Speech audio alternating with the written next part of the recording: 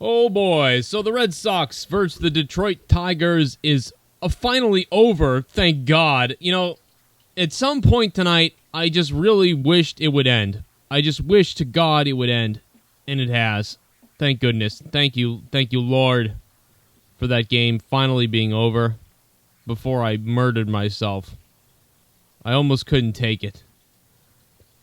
Dear God, this is the game that wouldn't end. And you know what was great about the whole thing? Umpire Joe West, probably one of the biggest douchebag umpires in the world, who only cares about himself and getting the games over with so he can go back to being a quasi-celebrity or whatever he is, you know, had to sit there and endure that. Not only did Joe West have to sit there and endure that, he had to take the criticism from both teams. He had to make these calls, and everyone hated West tonight. Probably the Red Sox more than Detroit. But be that as it may, both teams complained many times about many calls, and there were many things to complain about. They were close, borderline calls, but, you know, that stuff happens in baseball. But it was just great that Joe West was the one on the receiving end of all that garbage. I enjoyed it. What a phenomenally pitched game by the Detroit Tigers. Sorry. Lions, Tigers, and Bears. Oh, my. Aren't you mad, Detroit, that Chicago took the Bears so you could have had that whole Wizard of Oz shit going on? You're pissed, aren't you? Tell me you are. Tell me you're mad. You know you're mad. You wanted the Wizard of Oz crap, and you didn't get it. You're pissed. I know it. I'd be pissed, too. I agree. You know what I mean? Have that nice... It would sound so sweet every time you say it. But you didn't get it. But you did get the win tonight. 1-0 over the Red Sox. Unbelievable the way this happened. I think it was very important. I know the Red Sox lost, and we're all disappointed if you're from Boston, but a positive to take out of it for Boston was that they did get the no-hitter broken up, because I think it would have been extra devastating if that bullpen had kept you to a no-hitter. I think that would have been very disturbing, very worrisome going into Game 2 for the Red Sox if their bullpen, you know, didn't get or the Red Sox didn't get to the Detroit bullpen like they did. So even though they couldn't take the game, or they couldn't, you know, tie the game rather, at least their bullpen did something, because they really needed it. They really needed to show some sort of life.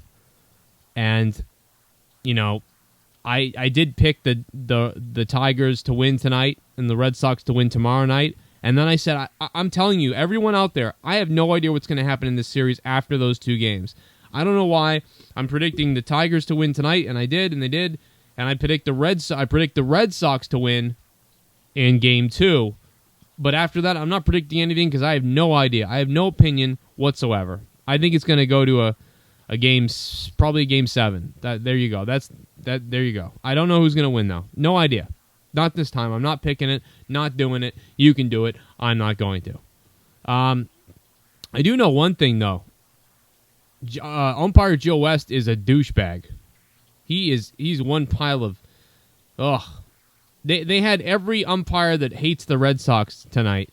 Although they blew calls on both sides, and just, I mean, they had a tough job tonight. I'll flip-flop. I'll go ahead and flip-flop and give them some kind of credit, you know what I mean, tonight. Wade Barrett, woo! I'll give them some kind of credit tonight. You know, they had a lot of tough calls to make, but it was just so enjoyable to watch Joe West have to suffer through this game tonight, to have to call this game like he did. It was really funny to see El Fatso have to sit through 3 hours of baseball. I thoroughly enjoyed watching him sweat and grunt. You know, he's going to have a sore back tonight. Right, Joe West? Was sitting there for 4 hours, and it rained before the game started, trying to get yourself in your bed at night, get home to the friggin' Holiday Inn Express or wherever the fuck it is you stay.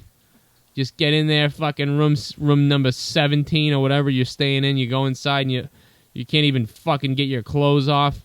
You drag your fat ass over to the bed. You turn on the TV to look at fucking naked men, and you stuff yourself in your bed.